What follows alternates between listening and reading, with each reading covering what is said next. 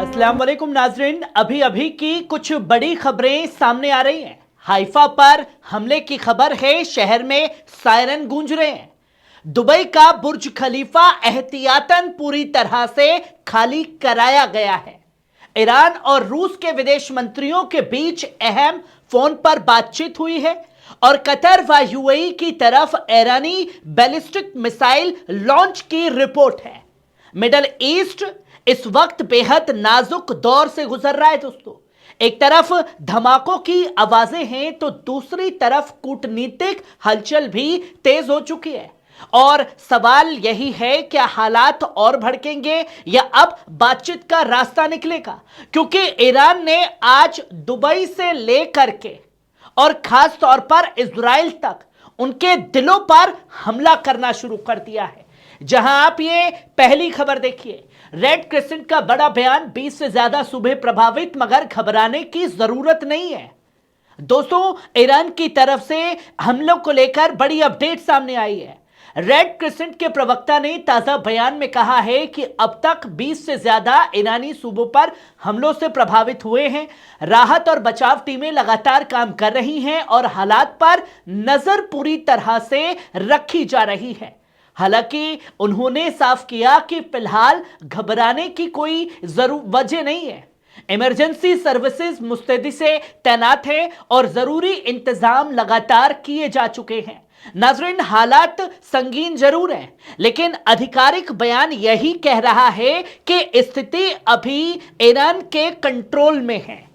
वहीं आप ये दूसरा वीडियो देखिए। तेहरान में हालिया हमलों के बाद सिविल गाड़ियों को नुकसान पहुंचा है, जिसका वीडियो अब ईरान की तरफ से सामने रखा गया है। तेहरान से ताजा तस्वीरें सामने आ रही हैं, जिनमें कुछ आम सिविल गाड़ियों को नुकसान पहुंचा हुआ है दिखाई दे रहा है। रिपोर्ट्स के मुताबिक हालिया हमलों के बाद रिहायशी इलाकों के पास खड़ी कारें भी इसकी चपेट में आई हैं। वीडियो में टूटी हुई खिड़कियां, जली हुई गाड़ियां और आसपास बिखरा मलबा नजर आ रहा है। हालांकि नुकसान की पूरी आधिकारिक तस्दीक अभी सामने नहीं आ पाई है। पर दोस्तों, ऐसे हालात में सबसे ज्यादा असर आम लोगों पर पड़ता है। यही इस पूरे टकराव की सबसे बड़ी फिक्र की बात बन चुकी है। वहीं आप ये तीसरी खबर देखिए। कतर और यूएई की तरफ एक बार फिर ईरानी बैलिस्टिक मिसाइल लॉन्च की खबरें सामने आ रही है, जिसकी जानकारी खासतौर पर दी गई है। दोस्तों, ताजा रिपोर्ट के मुताबिक ईरान की जानिब से एक बार फिर बैलिस्टिक मिसाइलें कतर और यूएई की तरफ लॉन्च किए जाने की खबर सामने आ रही है। एयर डिफेंस सिस्टम को अलर्ट मोड पर रखा गया है और कई इलाकों में लगातार कतर और यूएई में सायरन बजने की खबरें आ रही हैं। हालांकि अभी तक नुकसान या असर की मुकम्मल आधिकारिक तस्दीक सामने नहीं आई है। सिक्योरिटी एजेंसियां हालात पर कड़ी नजर पूरी तरीके से रखी हुई है। खाड़ी रीजन पहले ही तनाव से गुजर रहा है दोस्तों।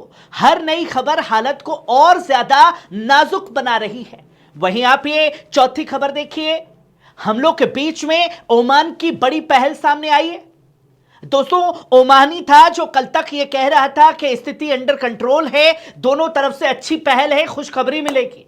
खुशखबरी आज ये मिली कि हमला हो गया। अब यही ओमान संयुक्त राष्ट्र परिषद में फौरन बैठक बुलाने की मांग कर रहा है ताकि इलाके में सीज फायर यानी युद्ध विराम लागू कराया जा सके। ओमान ने अपनी अपील की है कि हालात को और बिगड़ने से रोकने के लिए फौरन कूटनीतिक कदम उठाए जाएं। उनका साफ तौर पर कहना है कि टकराव से पूरे रीजन की अमनो अमान पर बड़ा खतरा मंडरा रहा है, जिसे झुलसाने का काम अमेरिका और इजराइल ने किया है। नाजरीन, अब नजर इस बात पर है कि सुरक्षा परिषद क्या फैसला लेती है और क्या वाकई सीज फायर की तरफ कोई ठोस कदम उठाया जाएगा, क्योंकि ईरान पहले ही कह रहा था कि हमले की शुरुआत आप करोगे पर अंत कब होगा यह ईरान तय करेगा। वहीं आप ये पांचवी खबर देखिए। ईरान और रूस के विदेश मंत्रियों की इस वक्त फोन पर बातचीत हुई है, जो कि एक बड़ी तस्वीर सामने आई है दोनों तरफ से हमलों के बाद। दोस्तों, ताजा खबर के मुताबिक ईरान के विदेश मंत्री अब्बास अरागची ने रूस के विदेश मंत्री सरगई लावरोव से फोन पर बातचीत की है, जिसमें दोनों ने रीजन के मौजूदा तनाव, बातचीत की जरूरत और आगे की कूटनीतिक राहों पर चर्चा की है। फोन कॉल में दोनों देशों के बीच गहरे रिश्तों और सामूहिक हितों पर भी जोर दिया गया है। रूस ने साफ तौर पर कहा है कि वे ऐसे कदमों का समर्थन करता है जो न्यायपूर्ण और संतुलित हल की तरफ जाए और बातचीत के जरिए विवादों को सुलझाने की कोशिश जारी रहे। वहीं ईरान ने अपने विचारों को स्पष्ट रूप से साझा किया है और कहा है कि वे अपने कानूनी अधिकारों और हितों की रक्षा करता है, उस पर कायम है और ईरान को पूरा हक है। वहीं आप ये छठी खबर देखिए, दुबई का बुर्ज खलीफा एहतियातन खाली कराया गया है। दोस्तों, एक बड़ी तस्वीर, जिन्हें लगता था कि जंग की आग कभी उन तक नहीं आएगी, आज बुर्ज खलीफा के हालात देख लीजिए। दोस्तों, इमारत बुर्ज खलीफा को एहतियातन पूरी तरह खाली कराया गया। बताया जा रहा है कि रीजन में बढ़ते तनाव और जंग के फैलने की आशंका को देखते हुए यह कदम उठाया गया है। सिक्योरिटी एजेंसियां अलर्ट पर हैं और लोगों को सुरक्षित जगहों पर जाने की हिदायत दे दी गई है। फिलहाल किसी हमले या नुकसान की आधिकारिक तस्दीक सामने नहीं आ पाई है। वहीं आप ये सातवीं खबर देखिए, और वीडियो जो है IRIB ने जारी किया है हमले का मिसाइल दागते हुए। दोस्तों, ईरान ने जो अपने ऑपरेशन चलाए हैं, उस ऑपरेशन के बीच में ईरान के सरकारी मीडिया नेटवर्क IRIB ने एक वीडियो जारी किया है जो कि ईरान का सरकारी चैनल है, जिसमें कुछ बैलिस्टिक मिसाइलों के लॉन्च होने का मंजर दिखाया गया है। दावा यह किया जा रहा है कि ये मिसाइलें इजराइल और अमेरिकी ठिकानों की तरफ दागी गई हैं। वीडियो में रात के अंधेरे में आसमान की तरफ जाती हुई तेज रोशनी दिखाई देती है। हालांकि इन दावों की स्वतंत्रता तौर पर पूरी तस्दीक अभी सामने नहीं आ पाई है।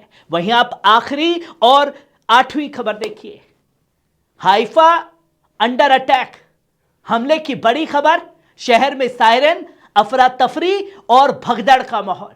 दोस्तों, यह तस्वीर हाइफा से सामने आ रही है। ताजा रिपोर्ट के मुताबिक हाइफा शहर पर हमले की सूचना सामने आई है। बताया यह जा रहा है कि सायरन बज रहे हैं और एयर डिफेंस सिस्टम को एक्टिव पूरी तरह से कर दिया गया है। कुछ इलाकों में धमाकों की आवाजें सुनने की खबर है। हालांकि नुकसान और जख्मियों की आधिकारिक तस्दीक अभी सामने नहीं आ पाई है। सिक्योरिटी एजेंसियां अलर्ट पर हैं और लोगों को सुरक्षित जगहों पर रहने की हिदायत दी गई है। दोस्तों, ये हमले हैं ईरान के, और सबसे बड़ी बात, कुछ लोग बार बार ये पूछ रहे हैं कि ईरान के हमले से कोई नुकसान नहीं हुआ है।